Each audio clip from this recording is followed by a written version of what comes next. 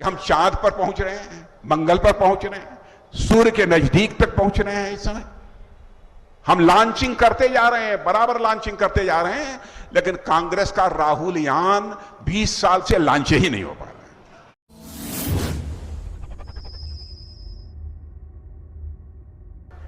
एक इन लोगों ने, कई पार्टियों ने मिलकर एक कुनबा बना लिया, भानुमति का कुनबा। भानुमति का कुनबा जोड़ा, कहीं का ईंट कहीं का रोड़ा। यही है ना, बताइए।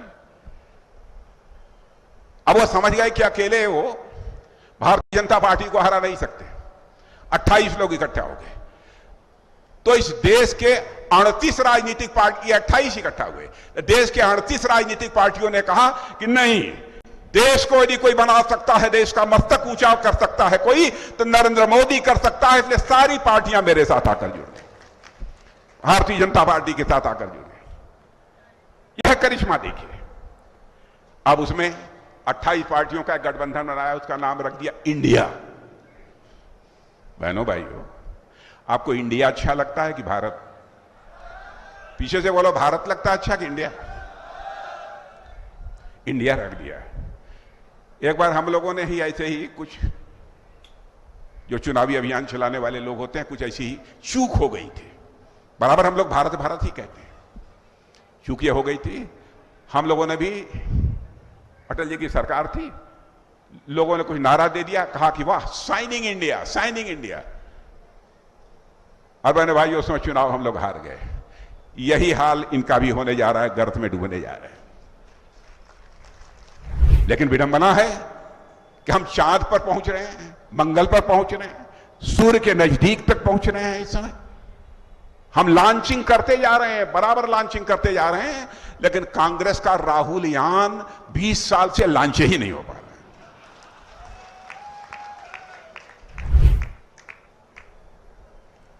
क्या हो गया है?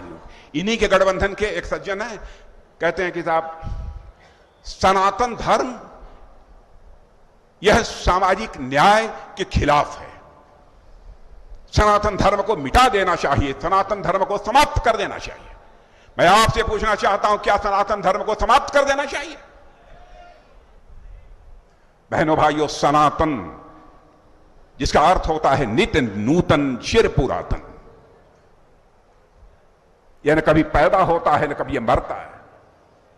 यह सनातन धर्म है जिसने केवल भारत की सीमाओं में रहने वाले लोगों को अपने परिवार का सदस्य नहीं माना, बल्कि पूरे विश्व की धरा पर रहने वाले लोगों को अपने परिवार का सदस्य मानते हुए वसुधैव कुटुंबकम का संदेश भी यदि किसी ने दिया है तो सनातन धर्मियों ने दिया है। बहनों भाइयों, यह कोई छोटी मोटी उपलब्धि नहीं है। और इतना ही नहीं, सारे देश की अर्थव्यवस्था, यानी भारत देश की धन दौलत में पहले मध्य प्रदेश बामुश्किल 3%, 3.5, 3.6 यही योगदान किया करता था। लेकिन यहां भारतीय जनता पार्टी की सरकार ने वह करिश्मा कर दिया कि आज पूरे देश की जीडीपी में हमारा यह मध्य प्रदेश, मेरे बहनों भाइयों, 4.1% का योगदान देने का काम कर रहा है। और यह श्रेय यदि जाता है तो हमारे मध्य प्रदेश के बहनों भाइयों को जाता है। करिश्माई काम आप लोगों ने यह किया है। और मैं कह सकता हूं, आपके ही श्रम और परिश्रम का नतीजा है, मोदी जी के नेतृत्व का यह करिश्मा है कि जो भारत 2014 के पहले अर्थव्यवस्था के आकार की दृष्टि से, धन दौलत के मामले में दुनिया के देशों में 10वें नंबर पर, 11वें नंबर पर हुआ करता था। बहनों भाइयों, आज आपको खुशी होगी कि 9 वर्षों के अंदर ही वह करिश्मा कर दिया मोदी जी के नेतृत्व की सरकार ने कि 10वें नंबर से जंप लेकर आज हमारा भारत दुनिया में अर्थव्यवस्था के आकार के मामले में 5वें स्थान पर यह खड़ा हो गया। और बड़ी बड़ी वित्तीय संस्थाएं भी इस समय यह कह रही हैं, यही सिलसिला चलता रहा, यदि यही क्रम यदि चलता रहा तो इस संभावना को नकारा नहीं जा सकता कि आज के 3 साल के बाद ही धन दौलत के मामले में, अर्थव्यवस्था के आकार के मामले में हमारा भारत दुनिया की टॉप 3 कंट्रीज में आकर खड़ा हो जाएगा, दुनिया के टॉप के 3 देशों में आकर खड़ा हो जाएगा।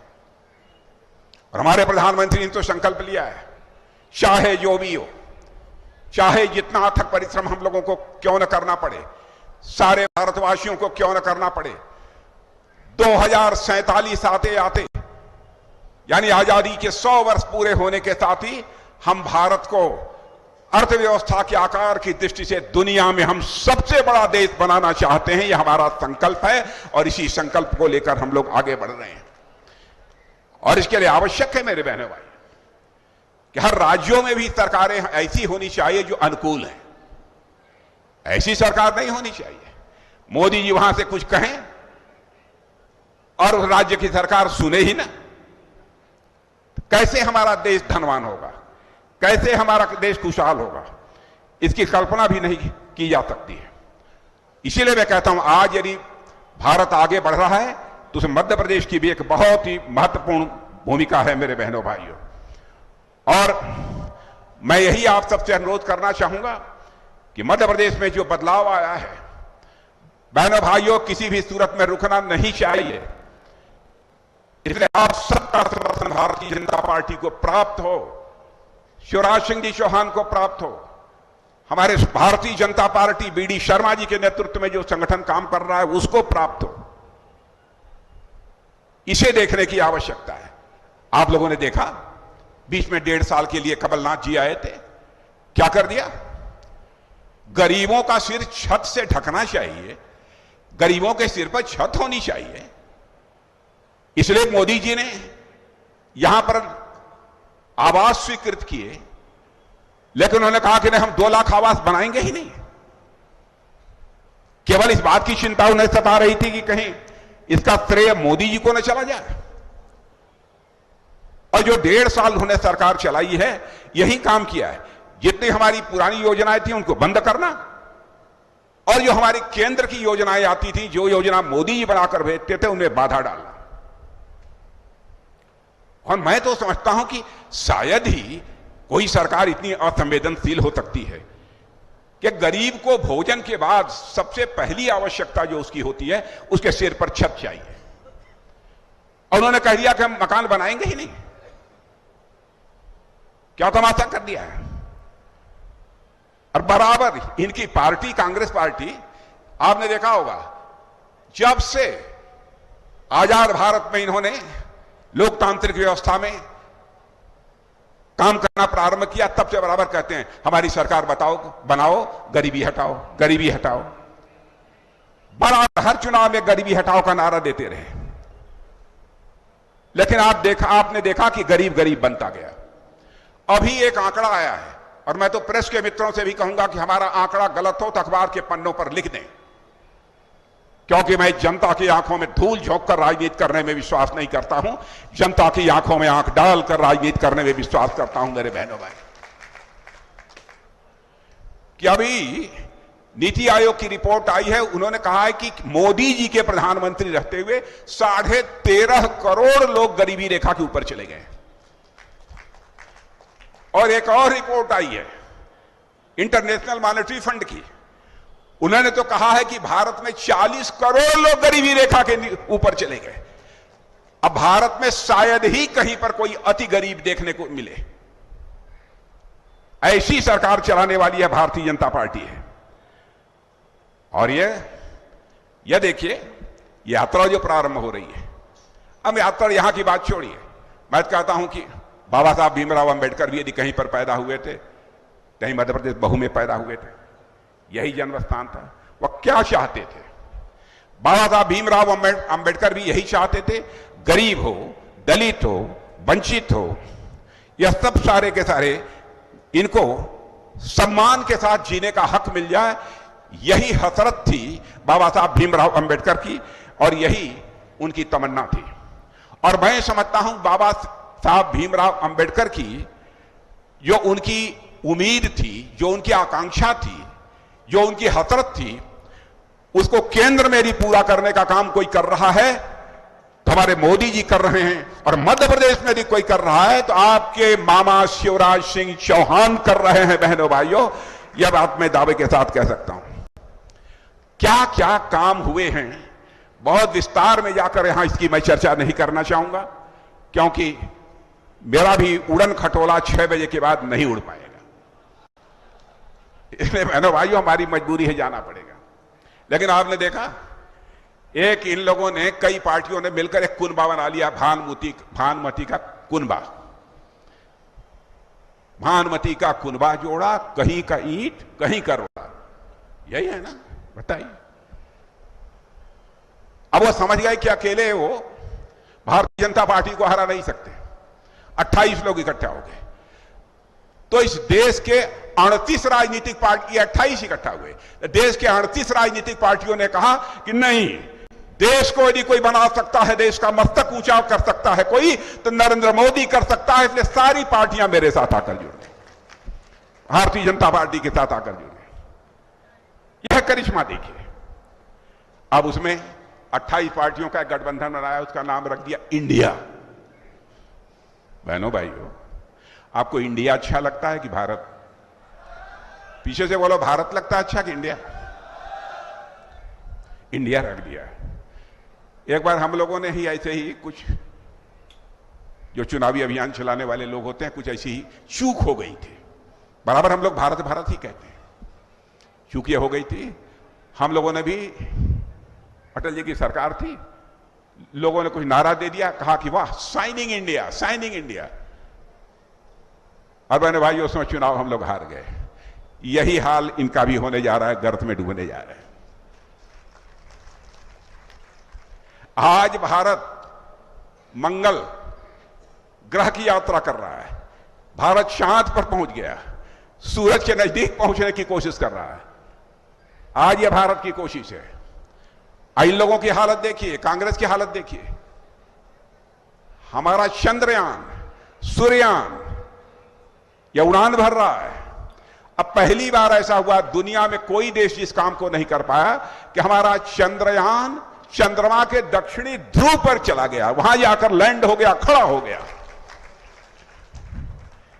यह करिश्मा किया है और आज सारे विश्व में इसकी सराहना हो रही है।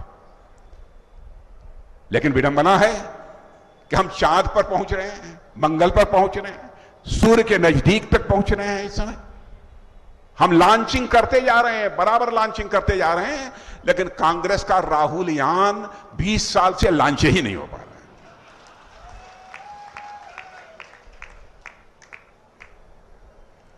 क्या हो गया है? इन्हीं के गठबंधन के एक सज्जन है, कहते हैं कि साहब सनातन धर्म यह सामाजिक न्याय के खिलाफ है, सनातन धर्म को मिटा देना चाहिए, सनातन धर्म को समाप्त कर देना चाहिए। मैं आपसे पूछना चाहता हूं, क्या सनातन धर्म को समाप्त कर देना चाहिए? बहनों भाइयों, सनातन जिसका अर्थ होता है नित्य, नूतन, चिर पुरातन, यह न कभी पैदा होता है न कभी यह मरता है। यह सनातन धर्म है जिसने केवल भारत की सीमाओं में रहने वाले लोगों को अपने परिवार का सदस्य नहीं माना, बल्कि पूरे विश्व की धरा पर रहने वाले लोगों को अपने परिवार का सदस्य मानते हुए वसुधैव कुटुंबकम का संदेश भी यदि किसी ने दिया है तो सनातन धर्मियों ने दिया है। बहनों भाइयों, आपने देखा होगा बहुत सारे परिवारों में माताएं बहनें जब आटा गूंथती हैं, थाली में आटा सानना कहते हैं यहां, मैं जानता हूं, आटा गूंथती हैं और बगल से यदि चींटी गुजरती रहती है तो थाली से आटा निकालकर उस चींटी के खाने के लिए रख देती हैं, ताकि चींटी भी दीर्घजीवी हो। और इतना ही नहीं, वह सनातन धर्म को मानने वाली है। इतना ही नहीं, हमारे यहां चींटी के भी दीर्घजीवी होने की कामना यह सनातन धर्मी करते हैं। और इतना ही नहीं, जिस सर्प के काट लेने के बाद मरने की पक्की गारंटी होती है, उस सर्प को भी नाग पंचमी के दिन दूध पिलाकर, शुद्ध दूध पिलाकर उसके भी दीर्घजीवी होने की कामना यदि कोई करता है तो सनातन धर्मी कहते हैं। बहनों, मैं आप लोगों से मैं कहना चाहूंगा, आप लोगों से पूछिए, कांग्रेस के लोगों से, क्या आपके घटक डीएमके के एक नेता ने ऐसी बातें कही हैं? क्यों नहीं डीएमके के साथ आप रिश्ता तोड़ देते? नहीं तो आपको देशवासियों से क्षमा याचना करनी होगी। बहनों भाइयों, देश ऐसे माफ नहीं करेगा। सनातन धर्म में जाति, पंथ और मजहब के आधार पर कोई भेदभाव नहीं है। सनातन धर्मी ऋषियों और मनीषियों ने कहा है, यत पिंडे तत् ब्रह्मांडे, जो पिंड में है वही ब्रह्मांड में है, जो जड़ में है वही चेतन में है, जो सूक्ष्म में है वही विवर्त में है, जो छोटे में है वही बड़े में है, और जो मेरे में है वही तेरे में है। यह सनातन धर्मियों ने कहा है बहनों भाई। ऐसी संवेदना और कहां देखने को मिलेगी? उस सनातन धर्म के लिए कहते हैं जाति आधारित है, सामाजिक न्याय के लक्ष्य को हम नहीं प्राप्त कर सकते। क्या हमारे मोदी जी ने सामाजिक न्याय के लक्ष्य को प्राप्त करने के लिए बहुत सारे कदम नहीं उठाए हैं? सामाजिक सशक्तिकरण का काम चाहे हमारी मध्य प्रदेश की सरकार हो, किसी राज्य की सरकार हो अथवा केंद्र की सरकार हो, नहीं कर रही है। क्या कभी किसी कांग्रेस के प्रधानमंत्री ने सोचा हर गरीब को अपना सिर ढकने के लिए पक्का छत होना चाहिए? माता बहनों को घड़े में पानी भरकर 2-2, 3-3 किलोमीटर की यात्रा करके घर में पानी नहीं ले जाने की नौबत आनी चाहिए। किसने किया? गरीब बीमार हो जाता है, दवा के अभाव में मर जाता है, आयुष्मान भारत योजना किसने लागू किया? उनके सशक्तिकरण के लिए, गरीबों के सशक्तिकरण के लिए कौन काम कर रहा है? सनातन धर्मी ही कर रहे हैं बहनों भाई। इसलिए मैं आपसे कहना चाहता हूं कि बहनों भाइयों, सनातन धर्म का विरोध करने वालों को मुंहतोड़ जवाब दिया जाना चाहिए, मुंहतोड़ जवाब दिया जाना चाहिए। मुंहतोड़ जवाब का मतलब यह नहीं होता है कोई हिंसा का रुख अख्तियार करना चाहिए। जवाब देना चाहिए, वोट के माध्यम से देना चाहिए। क्या बना दिया है तमाशा भारत को? बहनों भाइयों, ये नहीं चलेगा। इसलिए मैं आप सबसे ये अपील कर रहा हूं कि जब मैं देखता हूं आपके मुख्यमंत्री को कि माताओं बहनों का पैर पकड़ के उनके हाथ में जूती पहनाते हुए, तो बहनों भाइयों सचमुच मैं सोचता हूं कि आपका मुख्यमंत्री कितना संवेदनशील है। अब ऐसा करने वाले लोग, यदि आपने देखा है, जिसको समाज की सबसे अंतिम सीढ़ी पर बैठा हुआ माना जाता था, उस परिवार के एक व्यक्ति का पैर धोने का काम यदि किसी ने किया है तो भारत देश के प्रधानमंत्री नरेंद्र मोदी जी ने किया है। बहनों भाइयों, यह है सनातन धर्म। इसलिए मैं आप सबसे अनुरोध करना चाहता हूं मेरे बहनों भाइयों, क्योंकि मुझे अब इशारा हो रहा है कि मुझे चलना चाहिए। इसलिए आप सबसे निवेदन करूंगा, तो जिता देंगे ना पक्का कि नहीं? है तो एक बार जरा खड़े होकर ताली बजा दीजिए तो मैं मान लूं। खड़े होकर ताली बजा दीजिए तो चलिए। बहुत बहुत धन्यवाद। इस वीडियो को शेयर कीजिए फेसबुक पर, व्हाट्सएप पर, यूट्यूब पर। जल्द मिलते हैं अगले वीडियो में। तब तक के लिए आप सबका इस वीडियो के अंत तक बने रहने के लिए दिल से धन्यवाद।